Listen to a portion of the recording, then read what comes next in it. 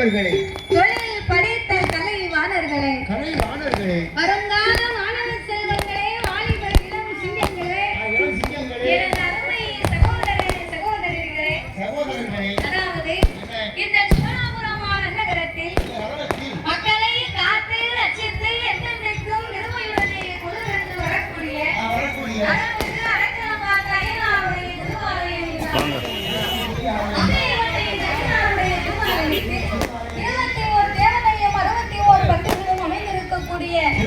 ஐயாவுடைய ஆலயத்தில் வைகாசி மாதம் கொடை விழா பெரும் விழாவாகவே நடந்து வருகின்றது. அப்பேற்பட்ட இந்த அஷ்டபந்தன மகா கும்பாபிஷேக விழாவை முன்னிட்டு இன்றைக்கு ஒரு நாள் நிகழ்ச்சிக்காக நாமுடைய வெள்ளிசையை இந்த ஆலயத்திற்கு வரவழைக்க வேண்டும் என்று அன்போடு நாமல் 6 பேர்களையுமே இங்கு வரவழைத்து உள்ளார்கள். நாமலை வரவழைத்த அனைவர்களுக்கும் அனைத்து அன்பு உள்ளத்திற்குமே நாங்கள் நன்றியை தெரிவித்துக் கொண்டு அதாவது எந்த ஒரு ஆலயத்திலேயுமே நாமல் முதலாகவே வில்லிசை ஒன்று ஆரம்பிக்க வேண்டுமானால் அது எந்த ஒரு கோவிலாக இருந்தாலும் என்ன ஒரு தெய்வமாக இருந்தாலும் அந்த ஆலயத்தில் முதலாகவே சாஸ்தாங்கதையை தான் ஆரம்பிக்க வேண்டுமா? ஏன் ஐயனாருக்கு பாடுகிறோம் தெரியுமா? அகில உலகத்திலேயே கலியுக தெய்வமாகவே பிறந்தவர் ஐயனார் ஒருவர் தான். அப்படின்னா நம்மெல்லாம் தாய்க்கும் தந்தைக்கு வந்து பிறந்த சாதாரணமான மானிட மனுக்கள். ஆனால் என் அருமையான சாஸ்தா ஹரிஹரபுத்திரன் ஐயனார் வந்து அப்படி கிடையாது. ஹரிக்கும் சிவனுக்கும் ஆணுக்கும் அப்பாவுக்கும் பிறந்த பிள்ளை. நம்மெல்லாம் வந்து அம்மாவுக்கும் அப்பாவுக்கும் பிறந்த பிள்ளை. ஆனா ஹரிஹர சுதன் ஐயன் அப்படி கிடையாது. ஹரிக்கும் சிவனுக்கும் ஆணுக்கும் வந்து பிறந்த பிள்ளை. அப்பேற்பட்ட ஹரிஹரபுத்திரன் ஐயனார் வந்து பிறந்தாத்தா நம்ம ஐயாவுடைய ஆலயம்ங்கிறதுனால இல்ல, சொடலமாடன் கோயிலா இருந்தாலும், இசங்கியம்மா கோயிலா இருந்தாலும், மாரியம்மா கோயிலா இருந்தாலும், எந்த தெய்வத்தினுடைய ஆலயமா இருந்தாலும் முதல்ல ஐயனார் வந்து பிறக்கணும். அதனால் சாஸ்தாவுடைய திருக்கதைகளையே இன்றைக்கு நாங்கள் பாட இருக்கிறோம். சாஸ்தா மட்டும் பிறவியாகலன்னு வைங்க, சாமி இந்த பைபாஸ்ல வந்துட்டு பைபாஸ்ல வீட்டுக்கு போயிடும். சாமி ரோட்டை விட்டு கீழே இறங்க மாட்டாரு.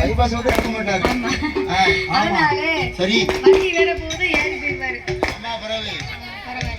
அதனால சாஸ்தாவுடைய திருக்கதைகளை நாங்கள் பாடும் பொழுது பாடும் பாட்டிலே 10 குச்சங்கள் எல்லாம் இருந்தாலும் சொல் குச்சங்கள், இசை குச்சங்கள், கதை குச்சங்கள், எங்களுடைய கதையிலேயே பொருள் குற்றங்கள், சாரீர குற்றங்குறை இருந்தாலும், சரீர குற்றங்குறைகள் இருந்தாலும், எங்கள் ஆட்கள் தாரங்களில் ஒரு குறைகள் இருந்தாலும் முன் சொல் பின்னால் இருக்கலாம், பின் சொல் முன்னால் இருக்கலாம். அறிந்து பாடினாலும் அறியாமலே பாடினாலும், தெரிந்து பாடினாலும் எங்களுக்கு தெரியாமலே பாடினாலும் எங்களுக்கு முன்பாகவே இந்த ஆலயத்திற்கும் இந்த ஊருக்கும் எத்தனையோ பெரிய பெரிய புலவர்கள், பேரறிஞர்கள், கவிஞர்கள் எல்லாம் வந்து பாடியிருக்கலாம். ஆன போதிலும் அடியால் நான் ஒரு சிறு குழந்தை. உங்கள் பிள்ளையாகிய நான் மாதவி என்னால் தெரிந்தளவு என் சிற்ற அறிவுக்கு எட்டியவாறே உங்கள் முன்னால் நான் பாடுகின்றேன்.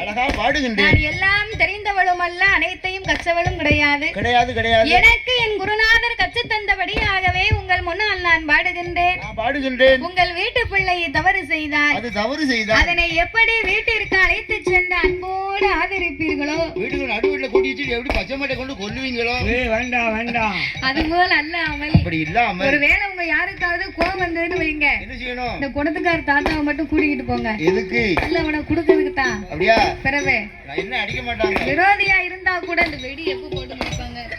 விரோதியா இருந்தா அது புகையா பறக்கு துட்டு போலாம்.